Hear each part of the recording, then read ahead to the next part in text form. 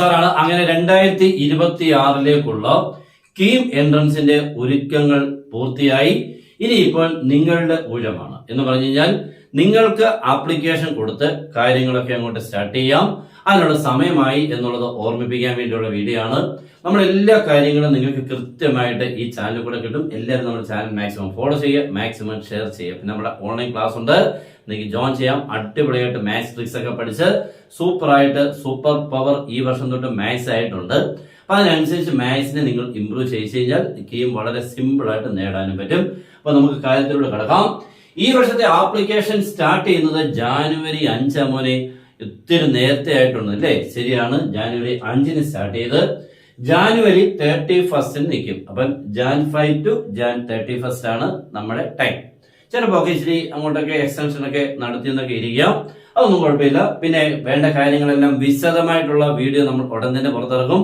ഇപ്പൊ നിങ്ങളൊന്ന് ഒരുങ്ങിയിരിക്കാൻ വേണ്ടി കൃത്യമായിട്ടെല്ലാം ഒന്ന് റെഡി ആവാൻ വേണ്ടിയുള്ളതാണ്. ഇനി മെഡിക്കൽ ഫീൽഡിലോട്ട് അല്ലെങ്കിൽ അങ്ങനെ ഫാർമസി കാര്യങ്ങളൊക്കെ പോകുന്നവർക്ക് നീറ്റിന് നിങ്ങൾ ഉറപ്പായിട്ടും ആപ്ലിക്കേഷൻ അത് എഴുതണം. മെഡിക്കൽ അലൈഡ് കോഴ്സിന് നീറ്റ് ഉറപ്പായിട്ടും എഴുതിയിരിക്കണം.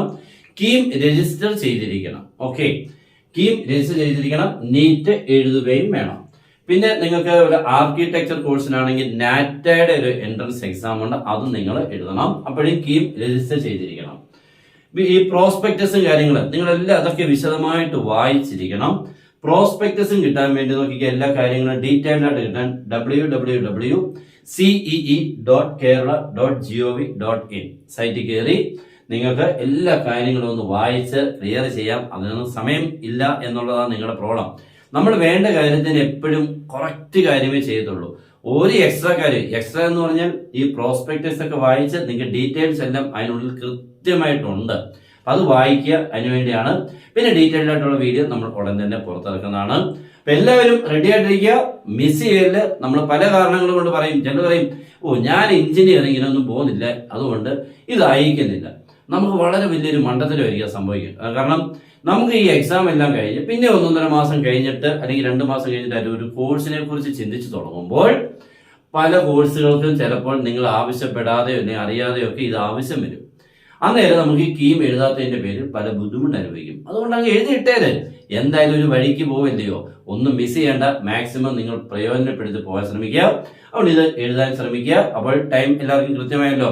ഇനി എങ്ങനെയാണ് അയക്കേണ്ടത് കൃത്യമായിട്ട് അതിന്റെ എല്ലാം ഉടൻ തന്നെ നിങ്ങളെ അറിയിച്ചിരിക്കും. അതിന്റെ ഫോമും കാര്യങ്ങളും ഇത് നമ്മുടെ ഡിസ്ക്രിപ്ഷൻ ബോക്സിൽ ഇതിന്റെ ലിങ്ക് കൊടുത്തേക്കാം. അപ്പൊ നിങ്ങൾക്ക് കയറി എല്ലാ കാര്യങ്ങളും സെർച്ച് ചെയ്യാൻ പറ്റും. ഓക്കെ, എല്ലാവരും റെഡി ആണല്ലോ? പഠിക്കണം മോനെ, എന്നെങ്കിൽ മാത്രമേ കീം കിട്ടത്തുള്ളൂ. നിങ്ങൾ മാത്രമല്ല, എന്നുള്ള കേരള സിലബസുകാർ മാത്രമല്ല, ഇത് എഴുതുന്നത് CBSE-ക്കാരുണ്ട്, ICSE-ക്കാരുണ്ട് കേട്ടോ. അപ്പൊ അവരുടെ എണ്ണം കുറവാണെങ്കിലും പക്ഷേ അവർക്ക് കിട്ടുന്നവരുടെ എണ്ണം ഭയങ്കര കൂടുതലാണ്, റേഷ്യോ ഭയങ്കര കൂടുതലാണ്. അപ്പൊ അതുകൊണ്ട് കേരള സിലബസുകാരെ അടിപൊളിയായിട്ട് പഠിച്ചെങ്കിൽ മാത്രമേ മുന്നോട്ട് വരത്തുള്ളൂ. അതാണ് പല വർഷങ്ങളുടെ ഡേറ്റ കാണിക്കുന്നത്. അപ്പൊ എല്ലാവരും റെഡി ആയിട്ടിരിക്കാം, എല്ലാവരും പോസിറ്റീവായിട്ട് ചിന്തിക്കുക. എല്ലാവർക്കും ഇത് കിട്ടട്ടെ എന്ന് ഞാൻ ആദ്യമേ തന്നെ പ്രാർത്ഥിക്കുന്നു, ആശംസിക്കുന്നു. അപ്പൊ എല്ലാവർക്കും best wishes and good bye.